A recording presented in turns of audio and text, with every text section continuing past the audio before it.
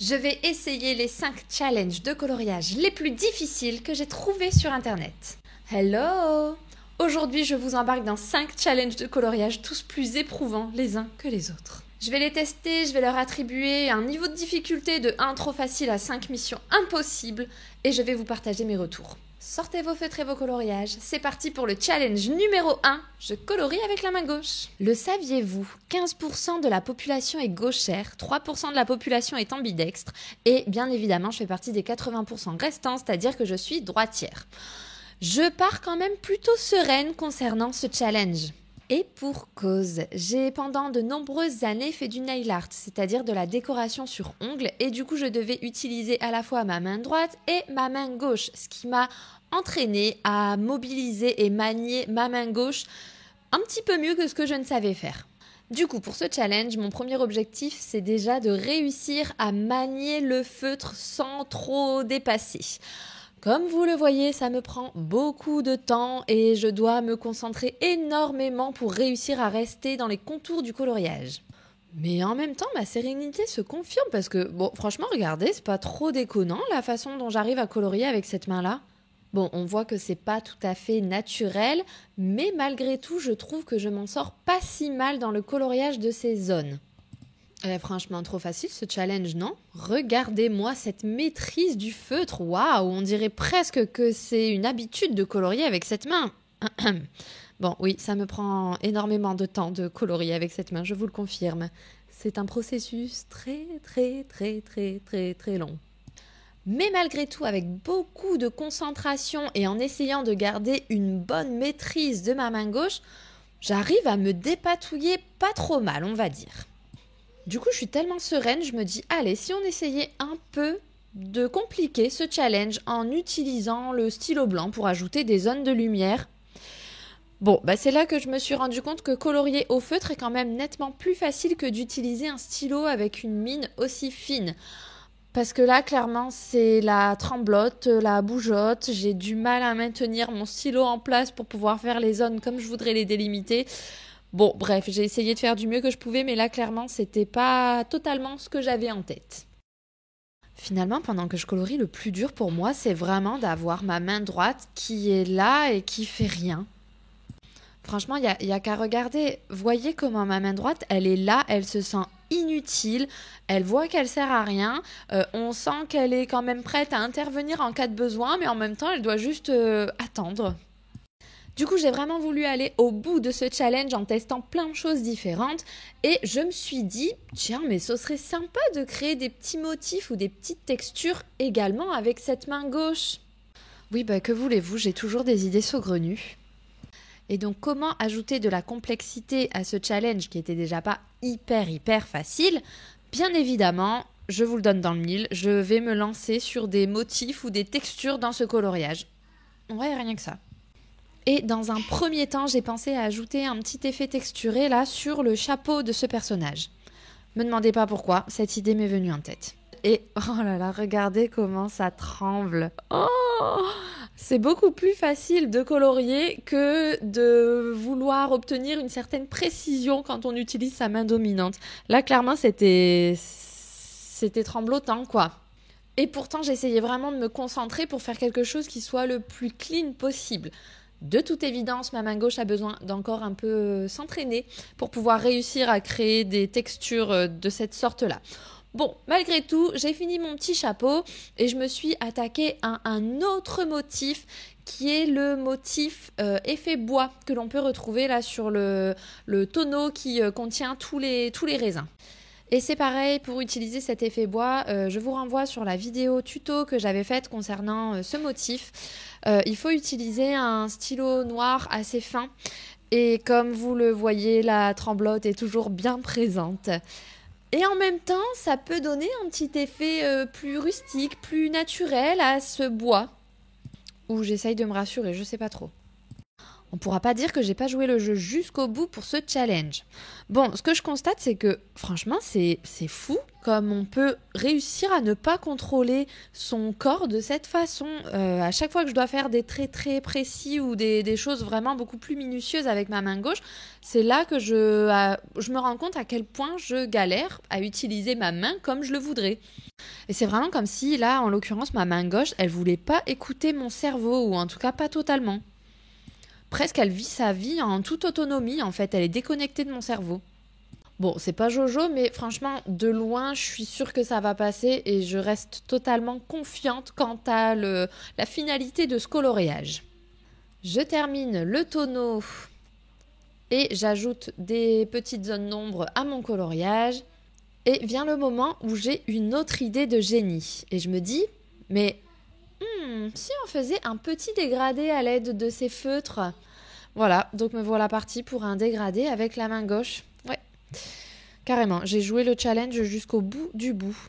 Donc là, j'essaye tant bien que mal de créer un dégradé avec 3 couleurs vertes. Franchement, ma main étant pas précise à ce point-là, c'est un peu galère pour moi. Mais en même temps, je me dis, bon, ça va passer dans le rendu final, j'espère. Déjà, je trouve la réussite de ce coloriage, c'est d'avoir réussi à pas trop déborder, même en coloriant avec une main que je n'ai pas l'habitude d'utiliser. Donc rien que pour ça, je suis quand même assez fière de ce coloriage. Et vraiment, quand on regarde là de loin, je me dis, ah, c'est pas déconnant, on dirait pas que c'est colorié avec la main gauche. Bon, je termine ce colo vite fait en dessinant les zones d'ombre. Et voilà le rendu final de ce coloriage. Franchement, niveau difficulté, je vais mettre un 2 sur 5. Parce que ça demande vraiment une concentration et un temps assez élevé pour réussir à maîtriser vraiment ces gestes le mieux possible. Mais en même temps, j'ai pas trouvé que c'était le challenge le plus difficile qui soit pour faire un coloriage. Passons maintenant au challenge numéro 2. Je colorie avec 2 feutres. Oui, 2 feutres uniquement. Pour la petite histoire, j'avais déjà essayé ce challenge sur mes réseaux sociaux, mais le résultat m'avait très peu convaincue et je trouvais le rendu vraiment peu abouti. Donc je me suis dit que cette vidéo était l'occasion de renouveler l'expérience en améliorant ma proposition. Dans ce challenge, je trouve que toutes les étapes sont difficiles. La première étape en l'occurrence, c'est de choisir les 2 couleurs que l'on va utiliser pour le coloriage. En soi, on pourrait partir sur n'importe quelle couleur. Pour ce challenge, en général, ce que l'on voit, c'est une nuance claire et une nuance foncée de 2 couleurs différentes. Ici, j'ai choisi un genre de rose et un violet qui tire sur le bleu, un peu plus foncé. Et la plus grosse difficulté de ce challenge, au-delà du choix des couleurs, c'est vraiment de capter où placer chacune de nos 2 couleurs. C'est-à-dire que moi, mon projet dans ce coloriage, c'est que j'essaye de donner un peu de profondeur, un petit peu de dimension au coloriage en ayant uniquement 2 couleurs, donc en ajoutant des zones d'ombre, de lumière. Et avec 2 couleurs, je trouve qu'on est vraiment limité dans cette réflexion-là. Du coup, ce que j'ai décidé dans ce colo pour me simplifier un tantinet la vie, on va dire, c'est d'utiliser ma couleur claire, donc ici mon rose, pour colorier les zones de lumière et d'utiliser ma couleur la plus foncée, donc le violet bleu, pour colorier les zones d'ombre. Voilà, simple, basique. Bon, en vrai, pas si simple que ça parce que j'ai trouvé que c'était extrêmement compliqué de percevoir où disposer ces zones de lumière et d'ombre pour que ce soit un minimum cohérent et que visuellement, ça soit pertinent. Bref, ça a beau être la 2e fois que je fais ce challenge, il me fait toujours autant galérer. Puis je suis pas spécialement convaincue par les endroits où j'ai mis les lumières et l'ombre. Je trouve qu'il y a trop de teintes sombres et du coup le coloriage dans sa globalité, il est déjà vachement sombre donc ça me convient pas tout à fait.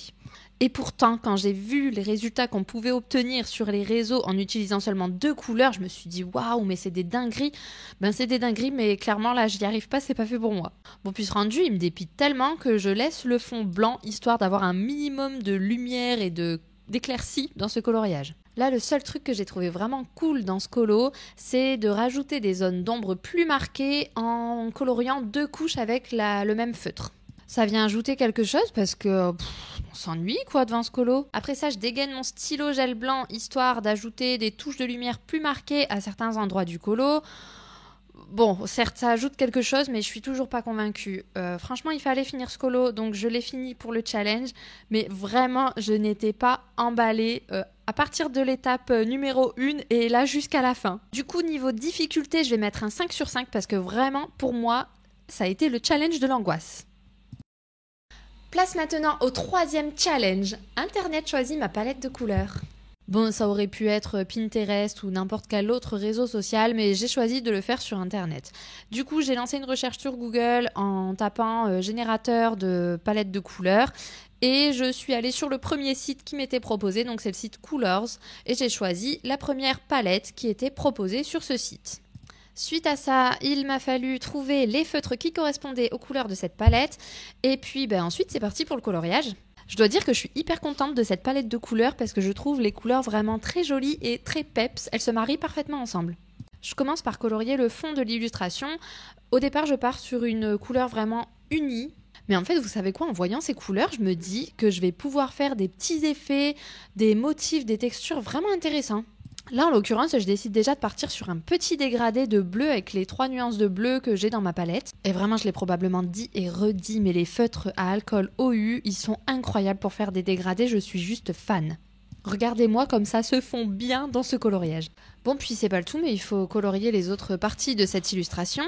Pour moi, le truc, c'est que j'aime pas trop m'ennuyer dans mes coloriages, et pour pas que je m'ennuie, il faut que j'ajoute des motifs, des textures, des effets. Du coup, avec les 3 nuances de bleu, me vient l'idée de faire un motif carrelage sur le sol de cette illustration. Le même motif que celui que je vous ai présenté dans l'une de mes précédentes vidéos avec les tutos pour colorier au feutre alcool. Et là, je refais vraiment exactement le même motif que celui que je vous avais montré dans la précédente vidéo avec les 3 nuances de bleu. Et je trouve que tout de suite, quand on ajoute des motifs, des textures au coloriage, ça donne une autre dimension au rendu final. Puis on vient vraiment personnaliser notre coloriage, ajouter notre petite touche et c'est vraiment ça que j'apprécie dans ce type de coloriage. Attention, ça ne veut pas dire que si on n'en fait pas, on ne personnalise pas nos coloriages.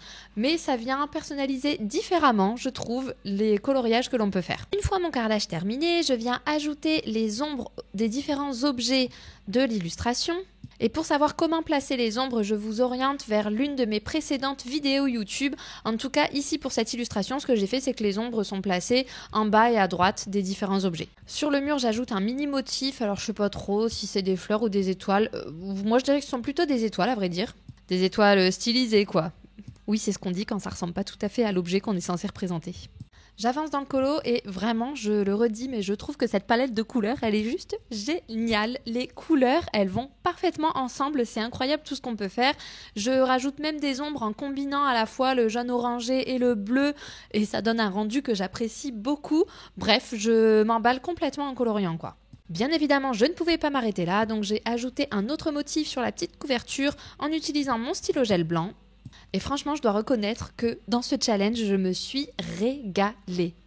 Mais vraiment, j'ai trouvé ça simple dans le sens où avoir cette palette de couleurs nous permet de ne pas se prendre la tête à devoir sélectionner des couleurs qui soient harmonieuses, qui soient pertinentes ensemble. En même temps, ça nous aide en nous limitant dans le choix des couleurs également parce qu'on a des palettes de couleurs qui sont autour de 4 à 6 couleurs, je pense, en règle générale. Et puis je trouve que, en tout cas pour moi, ça m'a vraiment poussée à chercher des motifs et textures qui viendraient ajouter quelque chose de différent au coloriage. Donc pour moi, niveau difficulté, je vais mettre un 1 sur 5 parce que j'ai trouvé ça vraiment très accessible et j'ai vraiment adoré ce challenge. Et il y a de grandes chances que je le refasse d'ailleurs. C'est parti pour le 4e challenge. Je colorie dans un livre pour enfants.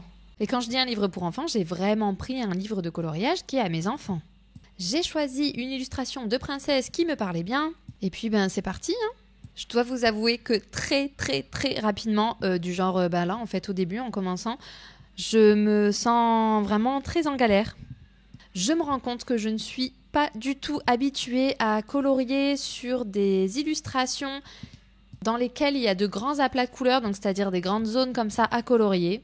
Et ça me met vraiment en galère parce que je ne sais pas comment ajouter les motifs, je ne sais pas comment ajouter les textures, je suis perdue. Alors j'essaye d'ajouter des genres de petits dégradés par-ci par-là, mais je suis tellement pas convaincue, je vous jure, ça ressort dans ce coloriage. Genre là, je le vois de l'extérieur et je me dis « Ah, cette coloriste, elle était pas du tout convaincue et emballée. » Et c'est vrai. En plus, alors je sais pas si c'est moi qui suis tellement peu enthousiaste par ce colo que je ne vois que les points négatifs, mais j'ai l'impression que le papier il fait pas du tout comme d'habitude avec les feutres à alcool, et du coup même pour faire ma technique, on va dire privilégiée dans le coloriage, c'est-à-dire les dégradés, même pour faire des dégradés, j'ai l'impression que ça marche pas comme je voudrais. Ou alors je choisis pas les couleurs qu'il faut, enfin bon vraiment il y a rien qui ne va dans ce coloriage. Et je déteste avoir des coloriages qui ne sont pas terminés. Mais là, ça me prend tellement la tête que j'étais largement prête à abandonner. Mais c'est le challenge qui me retient ici. Alors je vais jusqu'au bout, j'essaie d'ajouter des couleurs, j'essaie d'ajouter des motifs. Le retour du motif bois par exemple. Mais ça le fait pas vraiment, ça ne m'emballe pas. J'ai beau faire, non, ça prend pas. Vous aurez compris que ce challenge m'aura donné beaucoup de fil à retordre. Le fait est que malgré tout, je n'aime pas rester sur ce que je perçois moi comme des échecs. Donc vous n'êtes pas à l'abri de me revoir en train d'essayer de colorier dans un livre pour enfants. Et là, comme ça, je pense que ce que je ferais, ce serait de ne pas uniquement utiliser des feutres à alcool, mais de combiner avec des crayons de couleur pour ajouter un autre effet, plus de profondeur au coloriage. Donc je sais que ce challenge va revenir sur le devant de la scène, probablement sur mes réseaux sociaux. Mais il faut vraiment que je prenne le temps de réfléchir pour faire un coloriage qui me convienne et qui me représente. Ce qui n'est pas le cas ici, vous l'aurez compris. Bon, du coup, vous l'aurez compris, pour moi, ce challenge, il est un 5 sur 5 en termes de difficulté. Et pourtant, c'est pareil, sur les réseaux, j'avais trouvé des inspirations incroyables, mais comme quoi il ne faut jamais comparer ce que l'on peut faire au travail d'autrui. Ce sera la leçon du jour. 5e et dernier challenge, je colorie avec une seule couleur. Non contente de m'être lancée juste avant dans un challenge avec 2 couleurs, qui m'a déjà mis bien en difficulté, je passe maintenant donc à une seule couleur. La différence, c'est que ce sera une couleur avec une déclinaison de teintes. Donc pour ça, je sors mon meilleur allié, le pack de 350 feutres de OU. Et je vais partir sur la couleur jaune volontairement, parce que c'est pas une couleur vers laquelle je me tourne très spontanément. Pourtant, elle est tellement lumineuse, elle dégage énormément de choses. Mais j'ai un peu de mal à titre personnel à la manier, donc je la choisis pour compliquer encore le challenge. Une fois de plus, je trouve que ce challenge il est extrêmement intéressant parce qu'il me pousse à réfléchir et concevoir différemment mes coloriages. Encore une fois, ici, si on veut faire des zones d'ombre et de lumière, il va falloir apprendre à jongler avec une seule et même couleur et donc vraiment réfléchir aux nuances que l'on va utiliser sur le coloriage. Et ça, mine de rien, ça fait me creuser la cervelle et ça complique quand même le coloriage. Je trouve, soit dit en passant, que ce type de challenge, c'est vraiment parfait pour s'entraîner, se creuser la tête à utiliser différents types de motifs, comme je le fais ici sur ce coloriage. Donc là, on peut le dire, sur cette couverture, ça a été l'explosion de motifs. J'ai tout essayé. Enfin, tout, non, je pense pas. En tout cas, j'en ai essayé pas mal.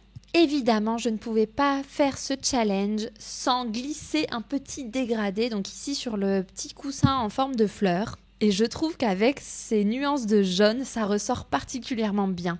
Je vous ai déjà dit que j'adorais les dégradés au feutre à alcool. Après ça, je viens colorier ici et là les différentes zones de l'illustration. Et me vient une idée de génie. Est-ce qu'il ne serait pas temps de faire un petit motif effet bois ? Je vous jure, en fait, cette vidéo aurait dû s'appeler « Le motif bois sous toutes ses coutures ». C'était pas volontaire, mais j'ai réussi à le placer sur quasiment chacun des challenges que j'ai présentés dans cette vidéo. Un exploit. Que voulez-vous, ça démontre à quel point ce motif est vraiment un motif de base. Comme vous le voyez, j'ai vraiment essayé de créer de la profondeur et des ombres avec les teintes les plus foncées ou en superposant 2 teintes ensemble pour créer une nuance un peu particulière. C'est pas si simple qu'il n'y paraît de ne colorier qu'avec une seule couleur. En vrai, ce que j'ai trouvé pas si simple que ça, c'est que le coloriage peut vite ressortir assez terne ou assez plat. Je sais pas comment vous dire, mais presque comme s'il manquait un petit truc pour que les différents éléments de l'illustration ressortent ou attirent davantage l'œil. Et donc il faut justement essayer de jouer avec toutes ces nuances, ces motifs, ces textures pour apporter véritablement de quoi attirer l'œil en fait quand on regarde le coloriage. Ou alors on se prend pas la tête comme ça et juste on le colorie au feeling. Ça marche aussi très bien. Mais on va dire que c'était pas tout à fait mon objectif quand je me suis lancée dans ce challenge. Évidemment, le stylo gel blanc est de nouveau mon meilleur allié et je l'utilise à la fois pour apporter des touches de luminosité à ce coloriage mais aussi pour créer d'autres motifs, par exemple ici sur l'oreille. Parce que, pourquoi pas. Le stylo noir aussi est mon allié et je viens assombrir certaines zones du coloriage. Du coup, niveau difficulté pour ce challenge, je vais mettre un 3 sur 5. Parce que vraiment, c'est le type de challenge qui nous oblige à nous creuser la cervelle. Mais en même temps, j'ai pris vraiment beaucoup de plaisir à le faire et j'ai trouvé que c'était l'occasion de ressortir du coup des motifs, textures, effets que j'avais déjà pu utiliser dans d'autres coloriages. Ainsi s'achève notre vidéo sur les 5 challenges de coloriage les plus difficiles que j'ai trouvés sur internet. N'hésitez pas à me dire en commentaire les challenges que vous avez déjà essayés ou ceux que vous allez tester. N'hésitez pas à liker cette vidéo si elle vous a plu, à vous abonner à ma chaîne si vous souhaitez voir d'autres contenus en lien avec le coloriage pour adultes. On se retrouve prochainement pour une autre vidéo. Je vous dis à bientôt sur mes réseaux et sur YouTube. Ciao ciao!